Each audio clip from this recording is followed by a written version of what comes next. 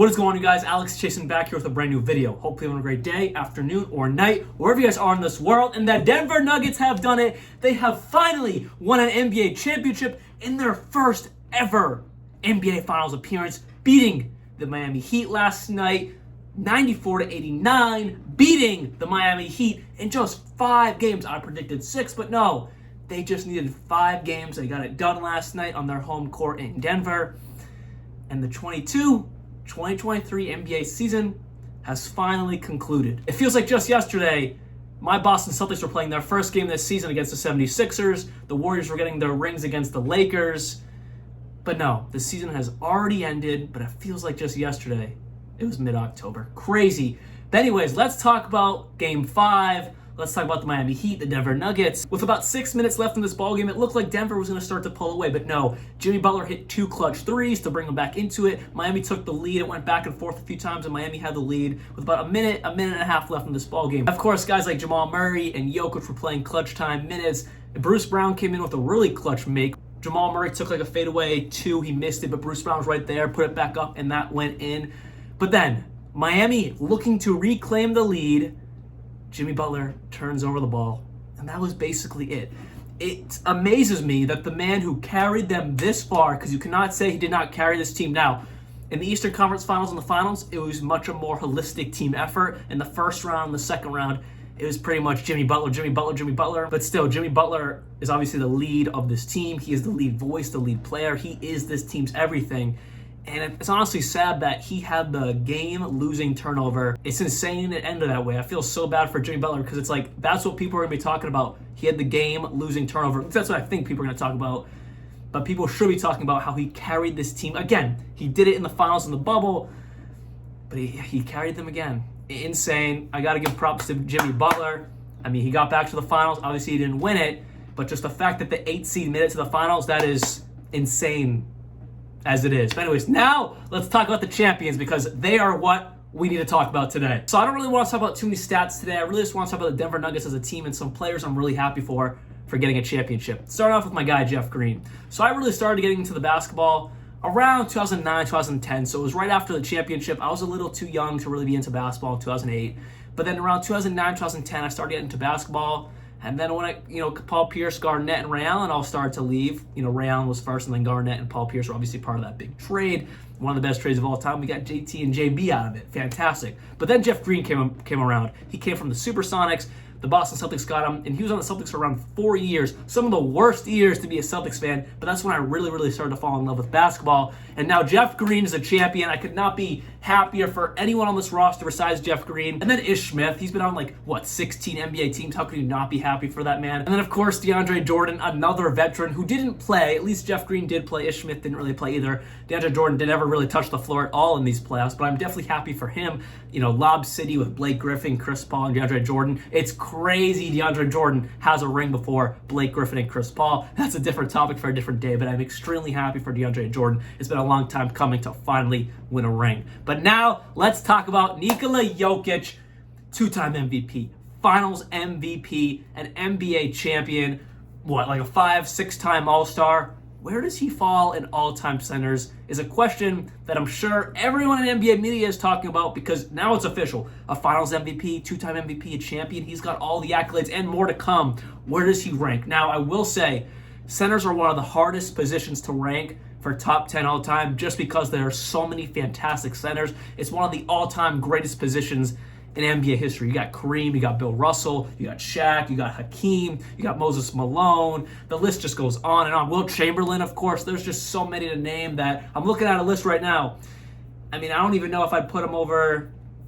You got David Robinson, it's just Patrick Ewing, George Mikan, Bill Walton. So I would probably put, and I hate really ranking guys. I do it on my NBA podcast. Shout out Full Court Press. But at the end of the day, it changes all the time. If you asked me who the best player in the NBA was 3 months ago, 4 months ago, 5 months ago, I would have probably said Giannis.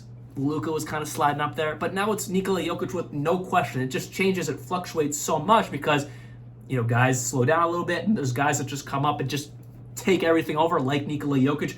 At this point right now, he should have been a 3-time MVP. No question about it. But at the time, I felt like Joel Embiid earned it. Obviously, it's a regular season award. But then you watch these playoffs, you see what Jokic just did these entire playoffs, you kind of wish he just got that 3-time MVP. But that's a different story. But I guess if I had to, I would probably rank Jokic around the 9 to 10 range. I don't think he's better than some of the guys above him, maybe 8. But again, it's so hard. I don't really want to. I'm not going to set anything set in stone. But it's so hard to rank it. Just my whole point with that is that if he wins another ring and another MVP, he's arguably a top 6 to 5 center right there.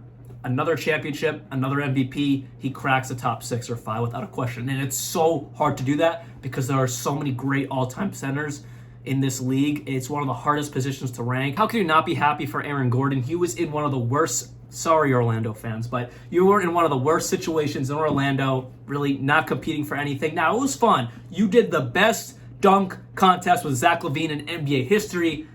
That's great for Magic fans, I guess. But as a team, not the best situation playing in Orlando, which is a nice city. I've been there. I've been to a Orlando Magic game. It's a nice stadium. But again, you're not going to win anything there. At least, at the time, I think Paul Banchero on that young core has something to prove and something to build. But anyways, at the time, definitely a tough situation. But he is now a one-time champion. And then KCP is a 2-time champion. And I'm sure if I'm KCP, I am so ecstatic to finally win a championship in front of fans because he won his first championship in the bubble, which is great. A championship is a championship. But nothing has to be, again, I've never won a championship, obviously, but I could not imagine the feeling of winning a championship in front of your home crowd, in front of your family. I would presume his family was there, and just in front of, just the entire fan base, everyone, all those people. I could not imagine that feeling of everyone cheering your name versus the bubble, where it's just dead silent besides all your coaches and teammates around you. So I cannot imagine how it feels if you're KCP. I would love to ask him that question, actually. KCP, you won a championship in the bubble. How does it compare tonight, winning one in front of a crowd like that in Denver? It's different. I didn't have the crowd or my family at that in the bubble. So it was just my brothers on the team. But here it's different because I got the crowd. I had my family in the stands. Was able to get my kids on the court with me after we won. And just enjoying that experience with them. I'm happy. I want to leave you guys off with this today. Can this become a new dynasty in the NBA? Now, it is so hard to create a dynasty. Yes, we are living in the Warriors one right now. We are blessed to live in the Warriors one right now, which could be coming to a close. I think they might have one more in them, depending on what happens this offseason. But could the Nuggets start to turn this up and form their own dynasty? Jokic, young. Jamal Murray, young. MPJ, young. Aaron Gordon, young. Those 4 guys are all under contract for next season. And some of them beyond, but at least next season they are all under contract. That is insane. And they got those role players around them that they're all on relatively small contracts. Some of them are already contracted for next season. And again, they're probably going to have some room because I feel like guys like Jeff Green might call it a career. I mean, he just won his championship. Maybe DeAndre Jordan might call it a career. Ish Smith might call it a career. So some of those lower, again, they might come back. They might call it a career depending on what they want to do. But then there's going to be some slots open. Could they get some other valuable bench players in there? We shall see. Very, very interesting to see what happens with this Denver Nuggets team. If anyone's going to create a little dynasty, I think it's this squad right here. Jokic has proved he's one of the greatest players to ever touch an NBA court. And then you are blessed with Jamal Murray, MPJ, Aaron Gordon, all solid, fantastic players around you. Yeah, that doesn't come around very often.